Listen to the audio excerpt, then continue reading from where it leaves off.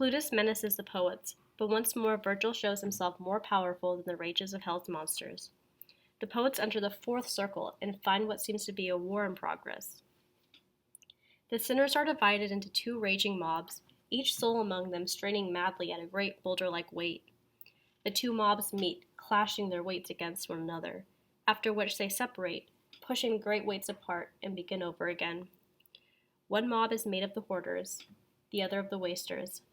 In life, they lacked all moderation in regulating their expenses. They destroyed the light of God within themselves by thinking of nothing but money. Thus, in death, their souls are encumbered by dead weight, mundanity, and one excess serves to punish the other. Their souls, moreover, have become so dimmed and awry in their fruitless rages that there is no hope of recognizing any among them. The poets pass on while Virgil explains the function of Dame Fortune in the divine scheme. As he finishes, it is past midnight now of Good Friday, they reach the inner edge of the ledge and come to a black spring which bubbles murkily over the rocks to form the Marsh of Styx, which is the fifth circle, the last station of the upper hell. Across the marsh, they see countless souls attacking one another in the foul slime. These are the wrathful, and the symbolism of their punishment is obvious. Virgil also points out to Dante certain bubbles rising from the slime, and informs him that below that mud lie entombed the souls of the sullen. In life they refuse to welcome the sweet life of the sun, divine illumination, and in death they are buried forever below the stinking waters of the Styx, gargling the words of an endless chant in a grotesque parody of singing a hymn. Papa Satan, Aleppi, Plutus clucked and stuttered in his rage, my all-knowing guide to comfort me. Do not be startled for his power of his. However he may lord it over the damned, may hinder your descent through this abyss. And returning to that carnival of bloat, cried, Peace, you wolf of hell, choke back your vial, and let its venom blister your own throat.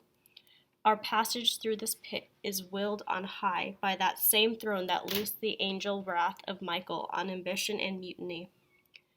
As puffed-out sails fall when the mast gives way and flutter to a self-convulsing heap, so collapsed Plutus into that dead clay. Thus we descended the dark scarp of hell, to which all the evil of the universe comes home at last into the fourth great circle and ledge of the abyss. O holy justice, who could relate the agonies I saw, what guilt is man that he can come to this? Just as the surged Charybdis hurls to sea, crashes and breaks upon its counter-surge, so these shades dance and crash eternally. Here, too, I saw a nation of lost souls, far more than were above. They strained their chests against enormous weights, and with mad howls rolled them at one another. Then in haste they rolled them back, one party shouting out, Why do you hoard? The other, Why do you waste? So back around that ring they puff and blow, each faction to its course, until they reach opposite sides, and screaming as they go, the madmen turn and start their weights again to crash against the maniacs. And I, watching, felt my heart contract with pain. Master, I said, what people can these be? And all those tonsured ones, there on your left, is it possible they all were of the clergy? And he, in the first life beneath the sun, they were so skewed and squint-eyed in their minds, their misering or extravagance mocked all reason. The voice of each clamors its own excess, when lust meets lust at the 2 points of the circle, where opposite guilts meet in their wretchedness. These tonsured wastes of breath, with priests indeed, and popes and cardinals, for it is in these the weed of Erebus sows its rankest seed. And I to him, Master, among this crew, surely I should be able to make out the fallen image of some soul I knew. And he to me, This is a lost ambition. In their sordid lives they labored to be blind, and now their souls have dimmed past recognition. All their eternity is to butt and fray.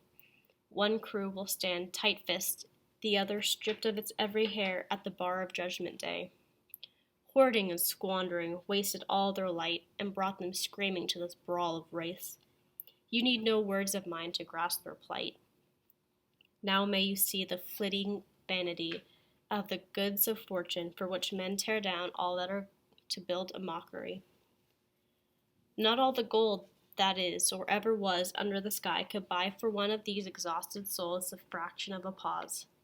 Master, I said, tell me, now that you touch on this Dame Fortune, what is she, that she holds the good things of the world within her clutch? And he to me, O credulous mankind, is there one error that has wooed and lost you?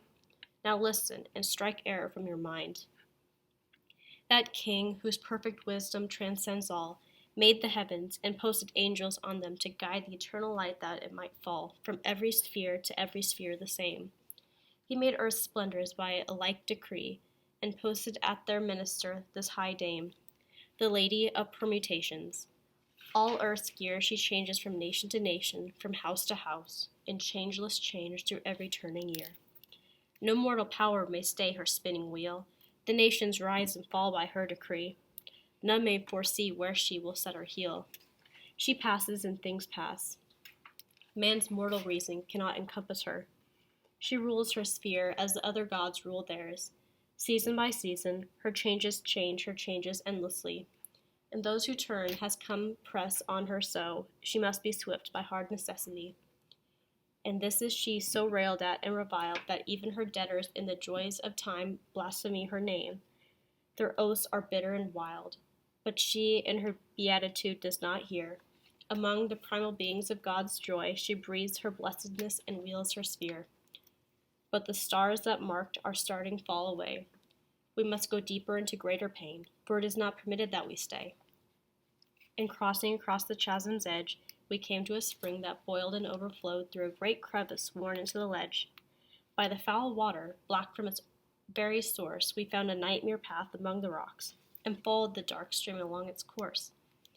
Beyond its rocky race and wild descent, the river floods and forms a marsh called Styx, a dreary swampland, vaporous and malignant. And I, intent on all our passage touched, made out a swarm of spirits in that bog, savage with anger, naked, slime besmudged. They thumped at one another in that slime, with hands and feet, and they butted and they bit as each other would tear the other from limb from limb. And my kind sage, my son, behold the souls of those who lived in wrath. And do you see the broken surfaces of those water holes on every hand, boiling as if in pain? There are souls beneath that water. Fixed in slime, they speak their piece, end it, and start again. Sullen, we were in the air, made sweet by the sun. In the glory of the shining hearts poured a bitter smoke. Sullen were we begun. Sullen we lie forever in this ditch. This litany they gargle in their throats as if they sang, but lack the words and pitch. Then circling on along that filthy wallow, we picked our way between the bank and the fen, keeping our eyes on those foul souls that swallow the slime of hell. And so at last we came to foot of a great tower that has no name. Canto 7 notes. Papa Setan Alepi, line 1. Virgil, the all-knowing, may understand these words, but no one familiar with merely human languages has deciphered them. In Canto 31, the monster Nimrod utters a similar meaningless jargon, and Virgil there cites it as evidence of the dimness of his mind. Gibberish is certainly a characteristic appropriate to monsters, and since Dante takes pains to make the reference to Satan apparent in the gibberish, it is obviously infernal and debased, and that is almost certainly all he intended. The word papa, as used here, probably means pope rather than father. Il Papa Santo is the pope. Papa Satan would be his opposite number. In the original, the last word is alepe. On the assumption that jargon translates jargon, I have twisted it a bit to rhyme with me. Line 2, Plutus. In Greek mythology, Plutus was the god of wealth. Many commentators suggest that Dante confused him with Pluto, the son of Saturn and god of the underworld, but in that case Plutus would be identical with Lucifer himself and would require a central place in hell, whereas the classical function of Plutus as god of material wealth makes him the ideal overseer of the miserly and the prodigal. Line 22, Charybdis, a famous whirlpool in the Straits of Sicily. Line 68, Dame Fortune. A central figure in medieval mythology, she is almost invariably represented as a female figure holding an ever-revolving wheel symbolic of chance. Dante incorporates her into his scheme of the universe, ranking her among the angels, and giving her a special office in the service of the Catholic God. This is the first of many passages in the Commedia in which Dante sets forth the details of the divine ordering of the universe.